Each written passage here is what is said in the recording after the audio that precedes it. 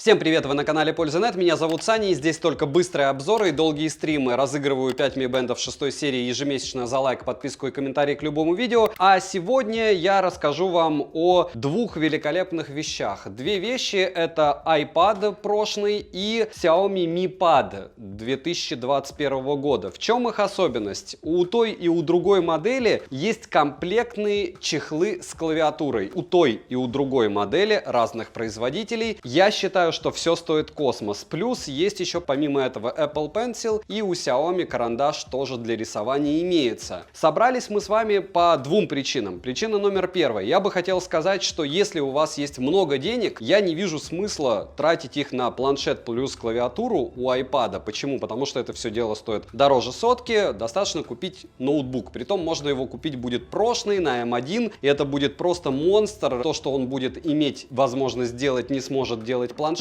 И да, в яблоке ADAP обрезан. Вы, конечно, им можете пользоваться великим и ужасным фотошопом, но при любом раскладе, несмотря на то, что это очень крутой девайс, данный девайс, к сожалению, все функции, что может вам дать ноутбук, не даст. По поводу тачпада на яблоке я скажу так, у меня есть много на Windows ноутбуков, и я не скажу, что здесь прям как-то супер-мега-космос, мне все равно нужна мышка. Я, допустим, не привык, чтобы работать только тачпадом. Насколько это удобнее этого в десятки тысяч раз лично для меня. То есть отвечать на комментарии, писать сценарии, перепрыгивать с телеги еще куда-то. Здесь даже при использовании мышки все это происходит дольше. Насколько легче монтировать с iPad? Намного сложнее. То есть это дело я подключаю к стационару, и скорость монтажа просто космос. Те, кто монтировал на MacBook'ах, на MacBook Pro, если вы работали в 4К, вы прекрасно знаете, что за эти деньги собрать тот же стационар практически нереально. То есть нужно будет потратить в 3-4 раза больше, если вы будете решать использовать винду. Но мы не для этого собрались, и не для того, чтобы рекламировать данный бренд. Это оверпрайс, можно работать на компьютерах и за 40 тысяч рублей получать тот же выхлоп, просто-напросто это будет чуть дольше и сложнее. Мы собрались для того, чтобы в первую очередь я рассказал о своем мнении по поводу Xiaomi-шного вот этого вот чуда. Потому что под Xiaomi есть чертова туча клавиатур. Клавиатуру у Xiaomi заряжать, в отличие от клавиатуры от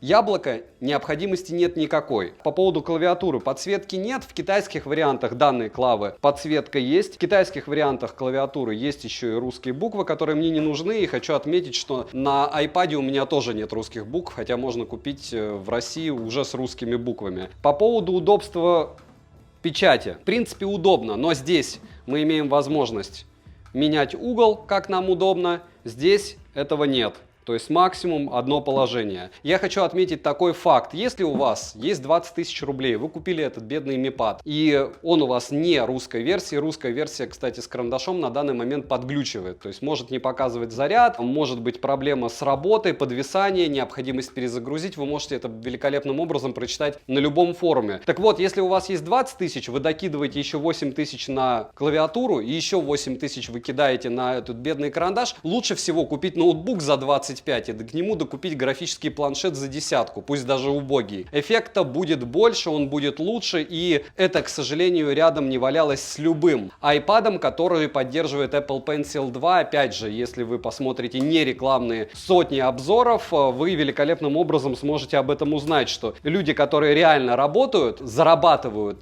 анимацией, либо еще чем-то подобным в сети, они используют логично макбуки, но точно не Xiaomi. Как игрушка, да, 100 с лишним Гц, 144, у нас великолепный ценник за то железо, что Xiaomi предлагает. Все очень круто, но то, что они хотят за аксессуары, которые по большому счету являются китайской подделкой, не подделкой, а именно подделкой, я бы на них не тратился. То есть либо вы покупаете Apple Pencil, который также стоит, кстати, десятку, а Xiaomi-шный Pencil стоит 8. То есть разница космос, это дело подтормаживает. Эти 16 тысяч, которые вы потратите на гаджеты, желательно бы было добавить к стоимости планшета, купить, понятно, не на M1 яблочный планшет, но какой-нибудь попроще, постепенно накопить на карандаш, и у вас получится рабочее устройство, от которого вы будете радоваться и прыгать. Еще раз напоминаю, что контент у меня исключительно критический, я не сторонник Android, не сторонник iOS-систем, я не фанат, допустим, Realme или OnePlus, я фанат выгодных цен. Выгодных цен ни у одного из этих трех продуктов, которые вы вы видите сейчас на экране, к сожалению, нет. Но есть то, что я бы себе купил, имея деньги. Вот это я бы не купил, это купил бы из разряда, если у меня их очень много. И ноутбук must have, не обязательно яблочный. Понятно, что за стоимость вот этого дела в комплекте я бы точно купил какой-нибудь ноут, притом он был бы хорош. Тот же Honor или Huawei на распродаже на Алишке за 30 тысяч рублей можно купить просто отличный. Все, что вы узнаете объективно, вес, размеры и все подобное, смотрим в ролике. Примерно вы узнали мое мнение, основную информацию. Я думаю, вы и так уже об этом все знаете, но все равно вдруг вы не знали. Разряжаться эти карандаши, вы их не разрядите никак, вы будете работать часами, проблем с этим нет. По клавиатурам то же самое, разрядить ее невозможно, эту клавиатуру даже заряжать не нужно. Если брать Android планшеты от Samsung или Huawei, я вообще не понимаю смысла рассматривать Xiaomi, потому что они настолько близки по стоимости к яблоку, плюс те же Huawei не имеют Google сервисов, альтернатив в принципе нет. То есть идете и берете яблочный планшет, его вам хватает на 5-7 лет. И несмотря на то, что я яблоко не обозревал много времени, я всегда говорил, что если выбирать планшет, альтернатив в моем понимании не существует. За 25 можно купить какой-нибудь старенький, он вас будет радовать не меньше, чем это чудо. Но это опять же все субъективно. Так что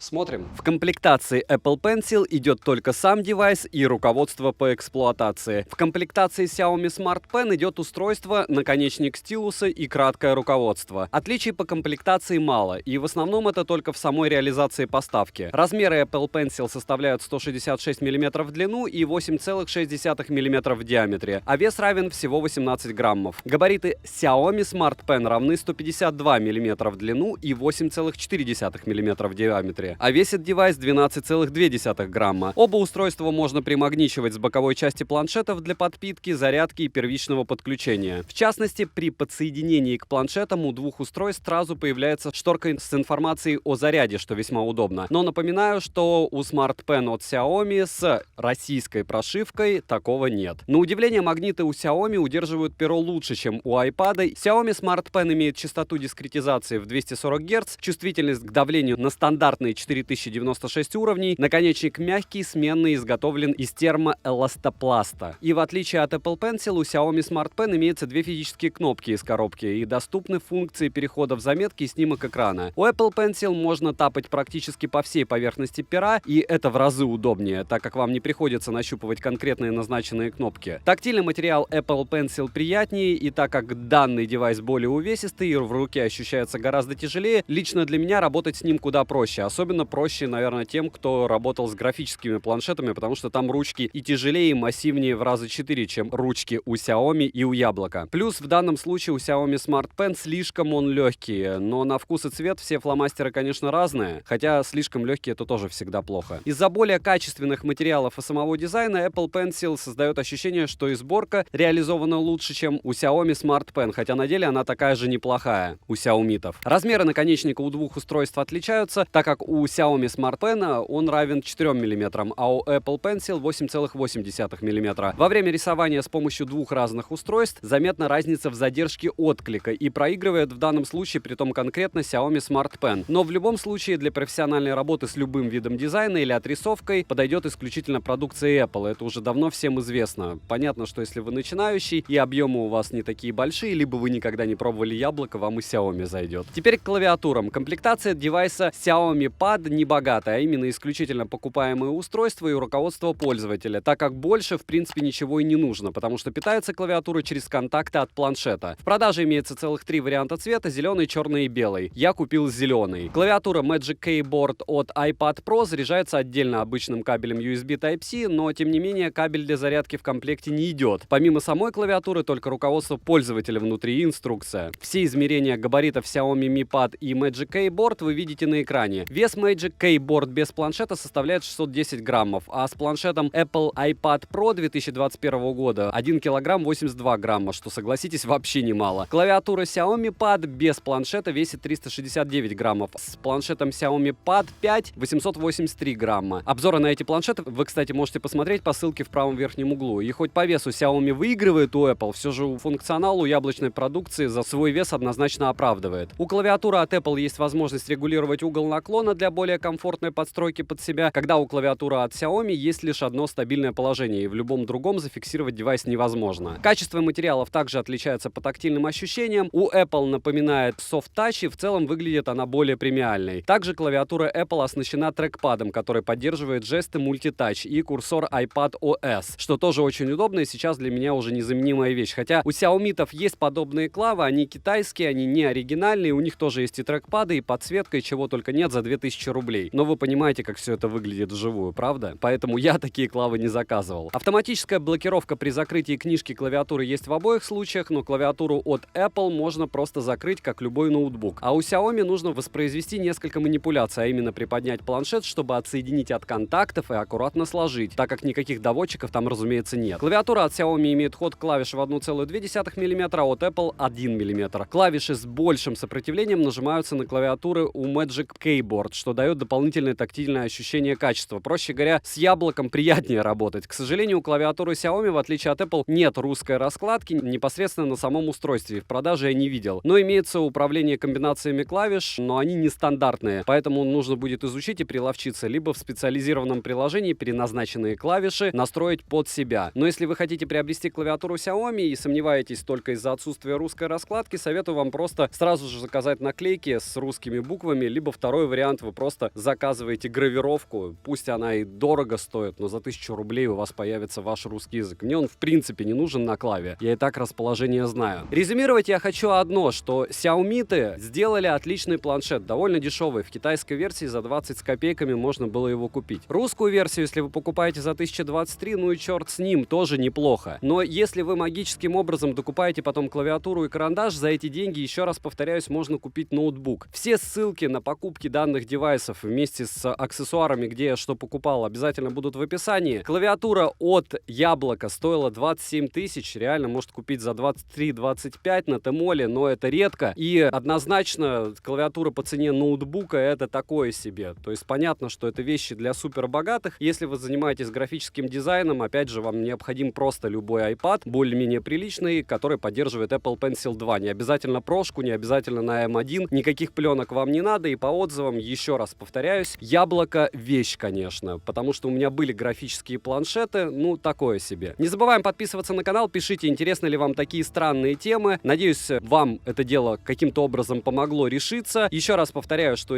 я бы выбрал вместо вот этих всех девайсов либо ноутбук за 25 тысяч, либо ноутбук за 100 тысяч, но точно не планшет плюс клавиатура. Это уже не из разряда извращения, это когда у тебя все есть, просто все. Если ты занимаешься графическим дизайном, однозначно, еще раз повторяю, я бы приобрел Яблоко. Пишите в комментариях, на что бы еще хотели вы увидеть обзоры, ставьте лайк за труды, спасибо большое за просмотр, добра и удачи вам, дорогие друзья!